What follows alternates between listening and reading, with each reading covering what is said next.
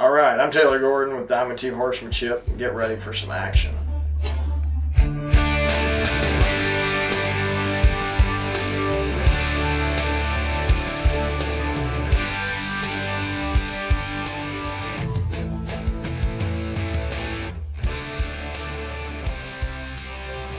All right, the methods that I use are pressure and release. That's one of the principles that I use while I'm working with the horses. If I want a horse to flex his head, if I want a horse to move its hindquarters away, and there's two different kinds of pressure. There's steady pressure and then there's rhythmic pressure. So if I'm moving the horse's hindquarters away, I'm going to take up the reins or take up the lead rope, and I'm going to ask the horse to move its hindquarters away from me. So I'm going to use my stick or my string, and I'm going to tap the air first. And I start out with a light motion and just real gentle pressure, and I'll do whatever it takes to get that horse to move. So I'll start out and I'll ask the horse to move away with just a little bit of pressure, but if the horse doesn't move with that, then I'll just keep getting a little bit firmer, a little bit firmer, and a little bit firmer until the horse moves away. Some horses that are real pushy and lazy, I might have to take that stick and tap it really hard for it to actually move away from me. Some horses I may just pick my stick up and look at it and it might move away. I use different degrees of pressure. And then as far as steady pressure, when I'm asking the horse to flex, when I pick up on the reins, I want my horse to stop or back, I use what's called steady pressure. And steady pressure isn't just pick up on the reins really fast and hold real tight.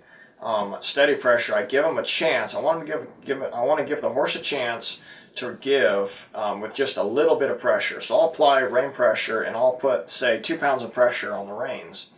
And if the horse doesn't give, then I'll pull 3 pounds. If it doesn't give, I'll pull 4 pounds. If it doesn't give, I'll pull 5 pounds. And I'll just keep pulling steady pressure until that horse gives. And then as soon as that horse gives, I give it an immediately release. And the quicker you release, the quicker your horse is going to pick up and respond next time. So those are the two kinds of pressure that I use when I'm working with the horses. All right, so the main secret to training horses is patience.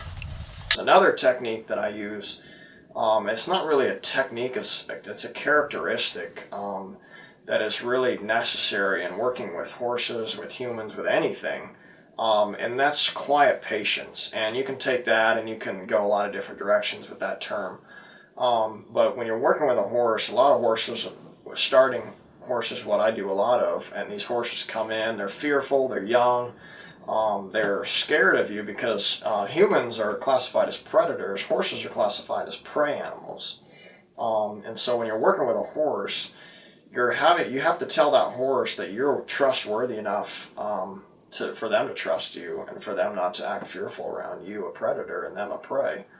So when I work with a new horse that's real fearful, quiet patience is super important. And when you're quiet around a horse and when you're patient, so say the horse isn't leading, say the horse pulls back and he doesn't want to come, if you just hold that horse and just wait for him to come, eventually he's going to come. But you can't force a horse to do anything. You can't pull hard enough on a lead rope to get that horse to move 2 feet. You pull as hard as you can, you can get 5 guys on the end of that lead rope and pull as hard as you can. That horse isn't going to move if it doesn't want to.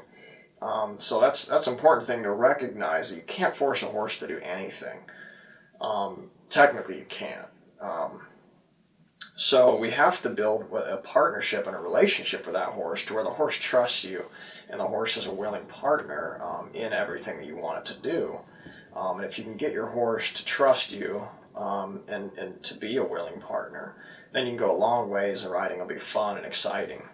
Even when I'm working for a horse with a month, say, I always have a structure to any amount of time that I work with that horse. So each day that I go out, I have a structure. I don't go sit in the morning and think about all the different things I'm going to do that day. But when I go into the round pen, when I get the horse out, I have a structure, and I have a general structure that goes for all of my sessions, whether it's a day, whether it's a month, whether it's 5 minutes. Usually I want to do something physical and get the horse's energy out.